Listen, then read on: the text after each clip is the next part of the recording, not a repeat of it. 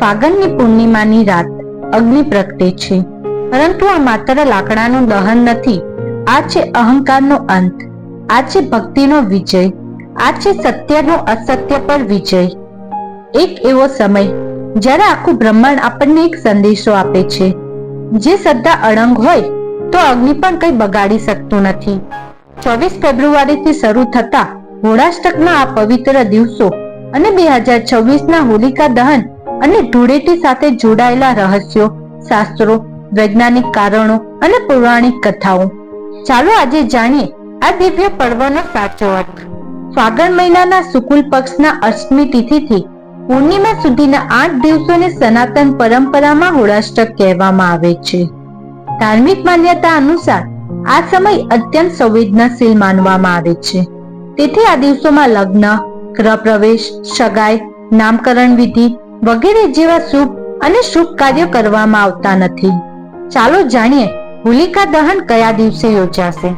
પંચાંગ અનુસાર પૂર્ણિમાની તિથિ 2 માર્ચના રોજ સાંજે 5:56 શરૂ થશે અને પૂર્ણિમાની તિથિ 3 માર્ચના રોજ સાંજે 5:08 સમાપ્ત થશે.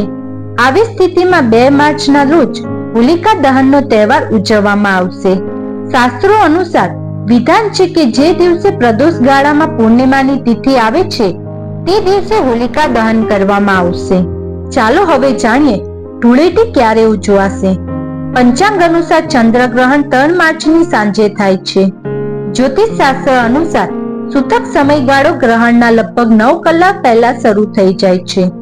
સૂતક દરમિયાન શુભ અને માંગલિક કાર્યો ટાળવા જોઈએ. આ કારણોસર 3 માર્ચના ધૂળેટી ઉજવવાને બદલે 4 માર્ચે ધૂળેટી રમવી શાશ્વત સંમત રહેશે. ગ્રહણ 3 માર્ચના રોજ સાંજે 6:47 સમાપ્ત થઈ જશે. તેથી ગ્રહણ પછી રંગો સાથે હોળી રમી શકાશે. હોળિકા દહન માત્ર એક ધાર્મિક તહેવાર નહીં, પરંતુ સામાજિક સંવાદિતાનું પ્રતીક પણ છે. આ દિવસે લોકો પોતાના મતભેદ ભૂલીને ભેગા થાય છે. ગામડાઓમાં અને પડોશીમાં સામૂહિક રીતે હોલિકા દહન કરવામાં આવે છે, જે ભાઈચારો અને એકતાની ભાવના મજબૂત બનાવે છે. આ તહેવાર આપણને કહે છે કે અહંકારનો અંત નિશ્ચિત છે. હિરણ્યકશ્યપનો અભિમાન નાશ પામ્યો અને અંતે ભગવાન શ્રી નરસિંહે તેને મારી નાખ્યો અને ન્યાયપણાની સ્થાપના કરી હતી. હોલિકા દહન આપણને હંમેશા નમ્રતા, કરુણા અને ન્યાયપણના માર્ગ પર ચાલવાની પ્રેરણા આપે છે. હોલિકા દહનની જ્વાળાઓ ફક્ત બ્રહ્મ લાકડાને બાળી નાખતું નથી, પરંતુ આપણી અંદર રહેલા અજ્ઞાનના વિનાશનું પણ પ્રતીક છે. જો આપણે આ તહેવારને આત્મનિરીક્ષણનો અવસર માનીએ તો આપણને ખરેખર તેનો લાભ મળશે.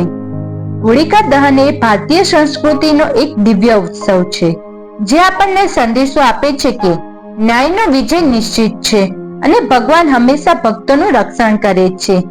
આ તહેવાર આપણને આત્મશુદ્ધિ, સકારાત્મકતા અને સમાજમાં પ્રેમ અને એકતાની સ્થાપના શીખવે છે.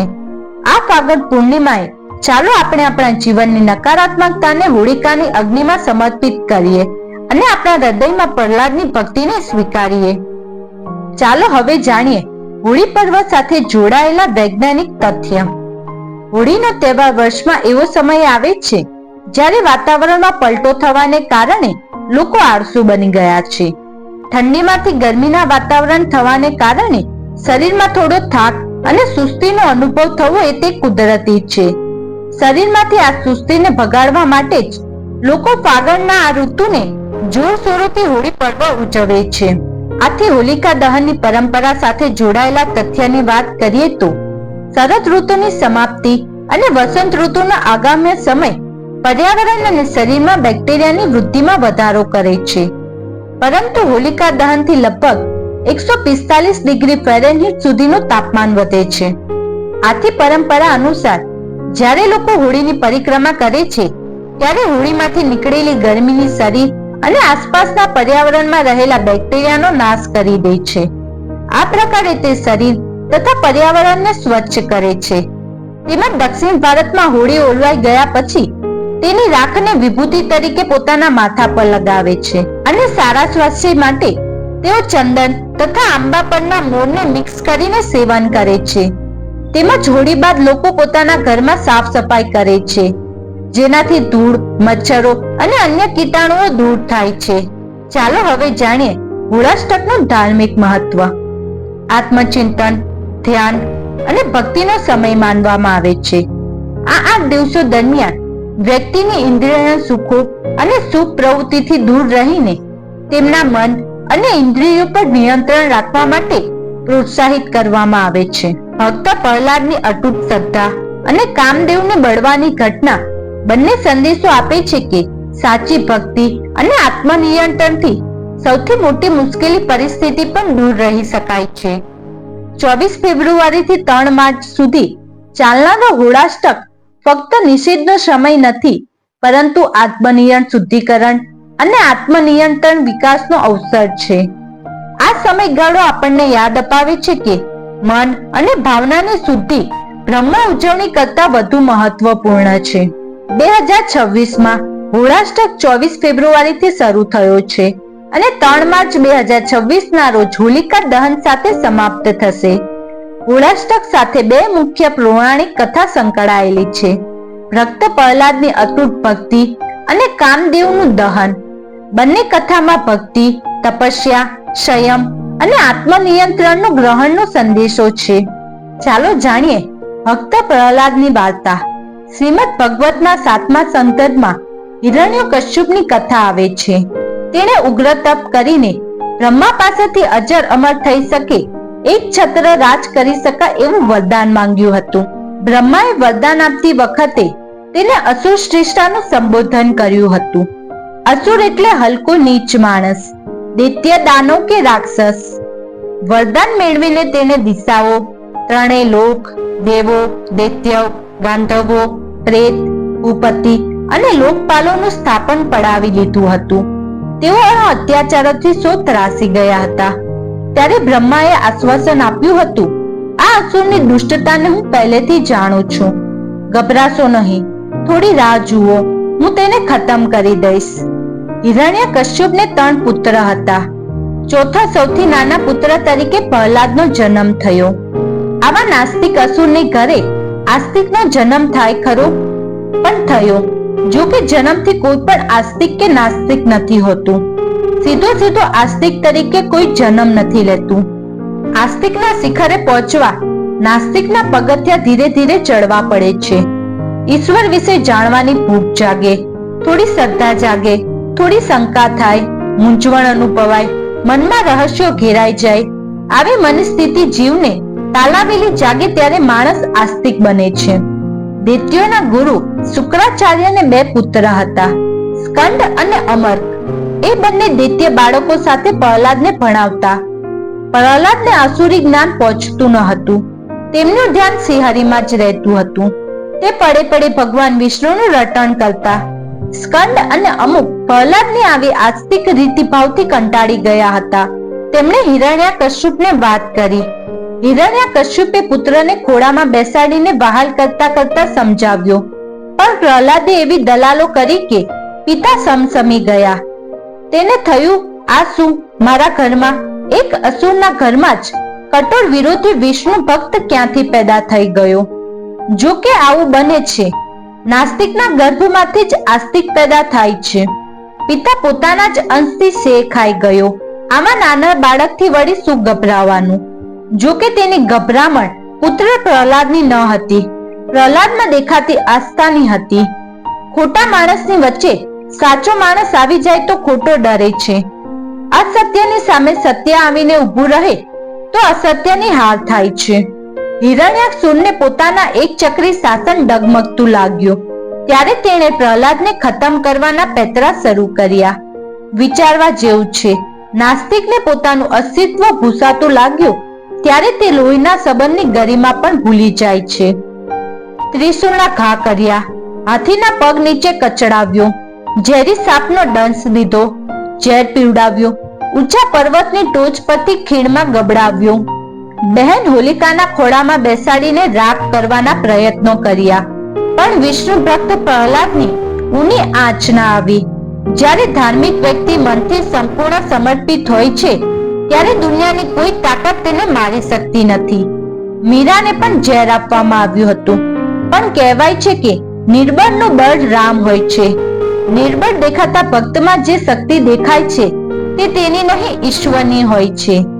જ્યારે માણસ એમ માને છે કે હે ઈશ્વર, હવે મારી કોઈ હસ્તી નથી, અંદર બહાર સર્વ તું જ છે, ત્યારે તે ભક્ત બને છે. એવો ભક્ત કદી મૂંઝવાતો નથી, ચિંતા કરતો નથી, દુખી થતો નથી. તે માને છે હું ચોટ ખાઈશ તો મને નહીં એને વાગશે, હું જીતીશ તો એ જીતશે, હું હારીશ તો એ હારશે, હું મરીશ તો એ મરશે.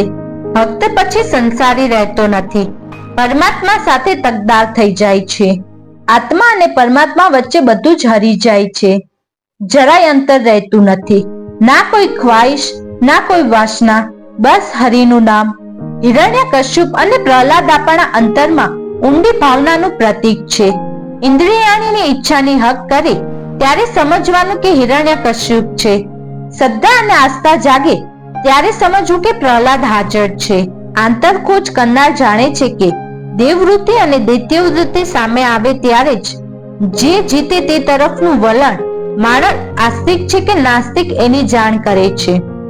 નાસ્તિકના ખોળામાં આસ્તિકને બેસાડીને ભલે ચારે બાજુ ભડકતો અગ્નિ પેટાવો, આસ્તિક હેમખેમ બહાર આવી જ જાય છે.